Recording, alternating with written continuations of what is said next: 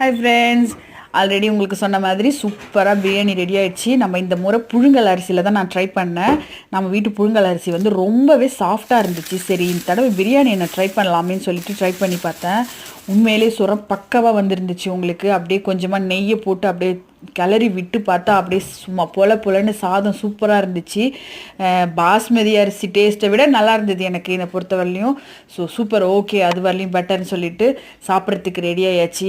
நம்ம வீட்டில் என்ன கழுத கட்டா குட்டிச்சோறு பிரியாணி தான் லீவு வந்த பிரியாணி தான். பிரியாணின்னு எழுதி போட்டாலே சாப்பிட்ற பிள்ளைங்களாம் இருக்குதுங்க நம்ம பிள்ளைங்க. ஏன் நம்மளே அப்படி தாங்க, பிரியாணினா எல்லாருமே அடிமை தானே. ஸோ அப்புறம் என்ன, சிக்கன் பிரியாணி வச்சு சிக்கன் பெப்பர் ஃப்ரை, அதுக்கப்புறம் சூப்பரான ஒரு வெங்காய பச்சடி, அதுக்கப்புறம் ஒரு முட்டை, எல்லாத்தையும் வச்சு ஒரு கட்டு கட்டிட்டு எல்லாம் போயிட்டு லீவ் இல்லையா, அதோட 5 நாள் லீவ் எல்லாருக்கும். ஸோ எல்லாம் சூப்பராக போட்டு என்ஜாய் பண்ணிட்டு ரெஸ்ட் எடுத்துட்டு இருக்காங்க. நீங்களும் சாப்பிட்டு ரெஸ்ட் எடுங்க. அடுத்த வீடியோவில் பார்க்கலாம். பாய்.